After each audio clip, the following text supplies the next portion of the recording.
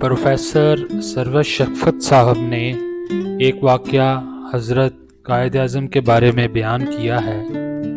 कायद आज़म मुसलमानान हिंद की गफलतों और सियासी बेबसीरती से मायूस होकर वापस इंग्लिस्तान चले गए और जब वापस आए तो अपने आने की वजूहात बयान करते हुए कायद आज़म ने अपने एक करीबी साथी को अपनी ज़िंदगी में ये वाक़या आम ना करने की शर्त पर सुनाया।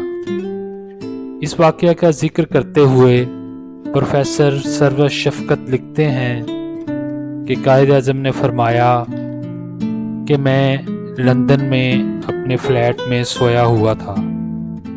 रात का पिछला पहर होगा। मेरे बिस्तर को किसी ने हिलाया। मैंने आंखें खोली, इधर उधर देखा, कोई नज़र ना आया। मैं दोबारा सो गया। मेरा बिस्तर फिर हिला। मैं फिर उठा, कमरे में इधर उधर देखा और सोचा शायद ज़ल्ज़ला आया हुआ हो। कमरे से बाहर निकलकर दूसरे फ्लैटों का जायज़ा लिया। तमाम लोग महवे इस्तराहत थे। मैं वापस कमरे में आकर सो गया।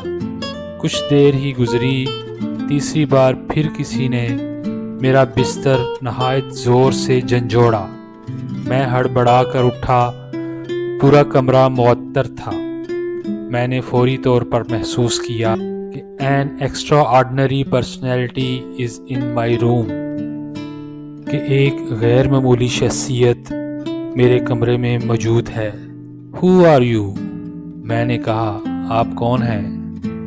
आगे से जवाब आया, I am your prophet Mohammad, मैं तुम्हारा पैगंबर मोहम्मद। मैं जहाँ था वहीं बैठ गया, दोनों हाथ बांध लिए। फौरन मेरे मुंह से निकला, peace be upon you, my lord।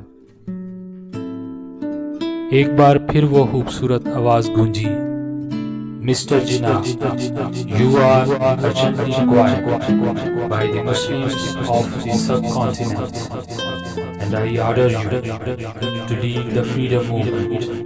I'm with you. Don't worry at all. You will succeed in your mission, inshallah. Mister Jinnah, बरसगीर के मुसलमानों को तुम्हारी फौरी ज़रूरत है और मैं तुम्हें हुक्म देता हूँ कि तहरीक आज़ादी की क़यादत करो। मैं तुम्हारे साथ हूँ, तुम बिल्कुल फिक्र ना करो। इंशाअल्लाह तुम अपने मकसद में कामयाब रहोगे। कायद आज़म फरमाते हैं, मैं हमतन गोश था, सिर्फ इतना कह पाया, यस माय लॉर्ड, आपका हुक्म सर आँखों पर। मैं मसरत तो इन बसात और हैरत के अथाह समंदर में गर्क था कि कहाँ आपकी ज़ात अक़दस और कहाँ मैं, और फिर ये शर्फ़ हम कलामी। ये अजीम वाक़या मेरी वापसी का बायस बना।